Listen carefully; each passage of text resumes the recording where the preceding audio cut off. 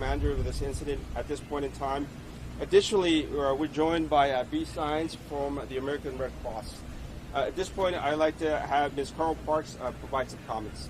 Ms. Parks. Thank you. Good afternoon. Carol Parks with City of Los Angeles Emergency Management Department. Our department, along with other city and county agencies, are working by the hour to assess the situation and the needs of the residents and the businesses that were impacted by this incident.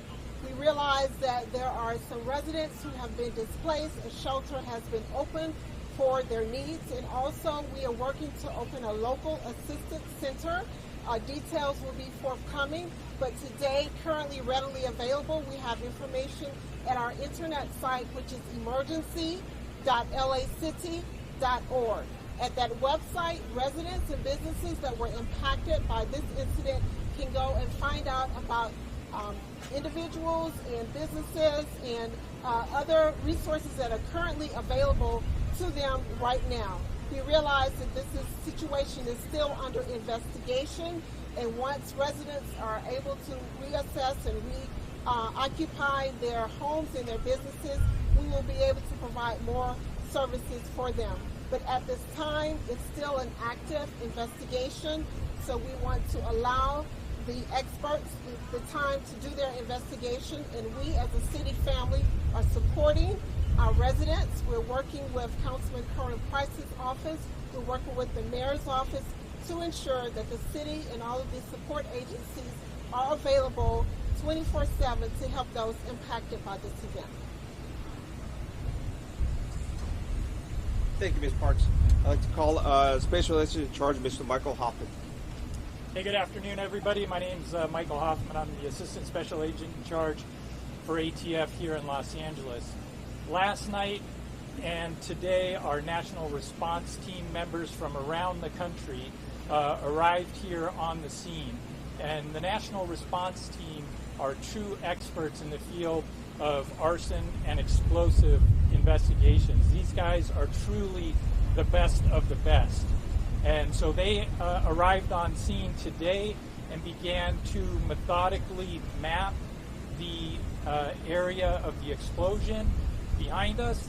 They did aerial shots. You may have seen throughout the day, they've also had camera systems to map the entire area. What we are trying to do at this point to support getting folks back into their residences is to shrink the footprint of the actual scene. As you might be aware, the scene expanded several blocks, and just this afternoon we recovered the 500-pound lid to the total containment vessel, and this item was located in somebody's yard approximately 3 or 4 blocks away. That item has been towed to the scene here for further analysis. Further, we are gathering additional pieces of evidence in the neighboring streets, as well as removing some of the vehicles here that are on the scene. We are towing some out, some that cannot be driven, and others we are permitting the residents to come in and get their vehicles. We are also cognizant of the fact that many residents have to get into their residence to get medications and other important items. ATF, along with the police and fire department, are escorting those people into their residences to retrieve those items. We do not have a timeline as to how long this is going to take. Keep in mind that it takes a long time to do a scene like this methodically and exactly. So we are going to be working throughout the weekend, through the holiday, and into early next week. Beyond that, I do not have any timeline as to when we are going to be totally complete with this investigation and with this scene.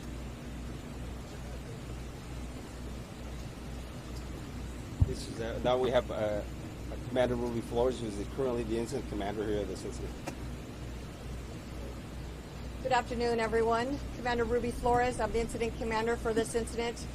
As you've heard, we've had certainly a supportive role, but a primary role in taking initiative to communicate with our community with and through our city partners.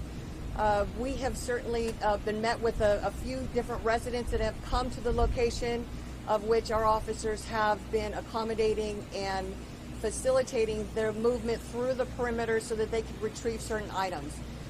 This is a joint effort with Fire Department and with ATF, who have been excellent partners in identifying what the needs are of our community so that we can facilitate those needs, from medication items to clothing to certain things that they may need in their homes. So we're doing every effort is being made to accommodate and facilitate this movement for our residents. Nobody has been turned away. We have not been able to not provide for anyone that has come to our attention. So I would continue to say that anyone that is affected by this in terms of living in the location or that has a vehicle here, we are more than happy to make sure that they are getting what they need. They can come to 27th and San Pedro. We have officers here that are ready to receive them and speak with them, and we can facilitate their needs and either direct them to the Fred Rogers Recreation Park, which is where currently we have resources being provided in coordination with the American Red Cross, the CD9, and the Department of Parks and Recreation. So there are, in the coming days, there will be an opportunity for those vehicles that have been parked in the area that have been restricted due to the perimeter. Some of those vehicles will be released to the owners. So if there's anyone that has been affected by their vehicles or need access to their vehicles, please come to the outer perimeter here, 27th and San Pedro. We can certainly facilitate that as well for the community. I have to thank our city partners. It's certainly been a unique and trying situation for everyone, and our priority is certainly communicating with the community and ensuring that they have everything that they need and their questions are answered, and that they are assured that we're here to support and maintain protection services for them in partnership with ATF. Thank you. This time we'll take a few questions. So who's going to pay for all this? A lot of people are calling us and asking. They don't have a lot of money. They don't have a lot of resources to either pay for a hotel or anything of that sort. So who takes responsibility for the financial burden on these folks? Well, the city is partnering with numerous community-based organizations, and as people identify their losses through the local assistance center, they will be able to find out those agencies that could possibly provide assistance to them. And that includes hotels, the removal of their vehicles, Any food. Yes. Do you have some people go to hotels, some people are at the shelter? Who gets to go to hotels, and why do some people end up at the shelter? It's a personal choice. The shelter is open for those who would like to be sheltered. Some go to other family members. It's whatever's most accommodating for those who had to be displaced. Do you know how many people are... Sorry. What can you tell us about these trucks, these container vehicles? How old are they? Are they inspected regularly? Is there anything you can tell us about what's involved there? You know, the information that we have is very preliminary. In the interest of maintaining the integrity of this entire investigation, which will really take a while, you know, that information will be discussed and provided to the public at a later time. I think at this point it's really premature to provide any details like that. I currently don't have them, but we must allow the process to take its course. And I think ATF has talked a little bit about that process that they're doing. I think it's important to let that process continue. Do we know what year it came out, or anything like that, or when it was retrofitted, that sort of thing? Yeah, that will definitely be part of this entire investigation. I personally don't have that information, but like I said earlier, that will definitely be something that will be looked at in very much detail. Can you explain how it is that the police in Bronx Park found these IED-like devices and determined that they should be moved carefully and into the TC? So that part of the investigation, once again, it's still being conducted. The purpose, especially of this press conference, is really to update the public and the media and let people know of the hard work that the different various departments are doing But even in to general, assist. In general, when Yeah. you come upon cash, how do you make determination on whether it's unsafe to Yeah. use, safe to use, etc.? And I'm really sure that the department, as well in this investigation, that's something that we'll look at in very specific nature. As to the protocols, training, all that stuff, that I think, once I said, like I said earlier, we should allow this investigation and this process to take its course. There's many, many, many details, I think, that the public deserves to know and that we also want to know as to what caused this, but we should let the investigation take its course. Any other questions that these folks can answer? Special agent in charge of the commander. How often is the photo containment vessel inspected? And then secondly, the fact that the door, the lid, flew 2.5, 3 blocks. What does that say about that lab? So, like I said, those are details of this investigation that the department will certainly need to my apologies, to address. Once again, this investigation will be completely reviewed. I think it's important for us to remember that this is still ongoing, and providing details of particular, about the vehicle, about the training, without having the whole picture is really premature at this point. We should allow that process to take its course.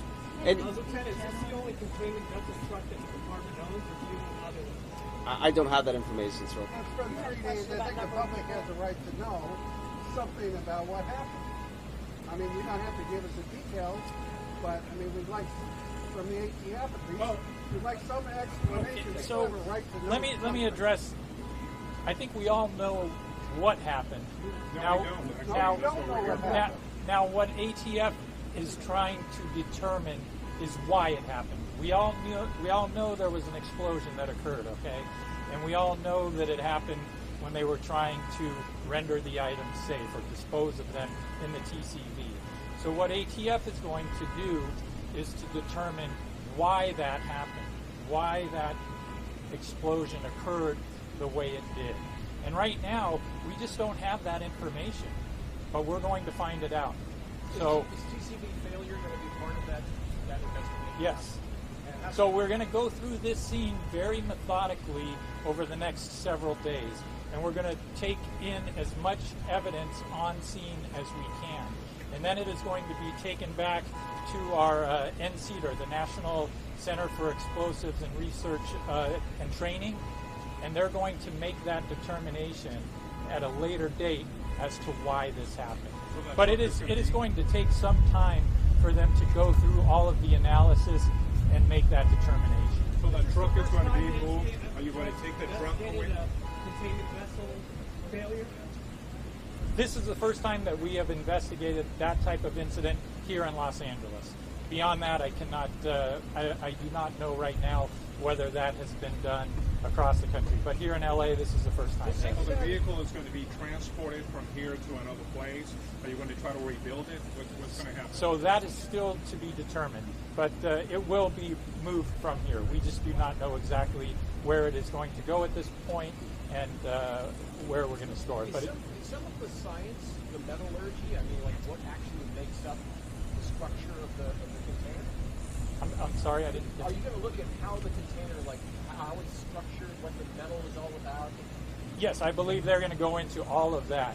But that is not something that we can obviously get into while we're right here on scene. So it's going to take some time. Thank you, sir. One last point that Ms. Parks wants to provide. Ms. Parks, you have some information that you want to share. I just wanted to reiterate for those residents and businesses who still need information regarding services that are currently available, please visit our website, emergency.lacity.org. Those residents who still need sheltering, we have a recreation and parks facility available at the Fred Roberts Recreation Center that's located at 4700 Honduras Street, Los Angeles. The telephone number is 323-234-8650. Thank you. That'll be all for today, folks. Thank you. Algo en español. Yeah, let me just. Thank you.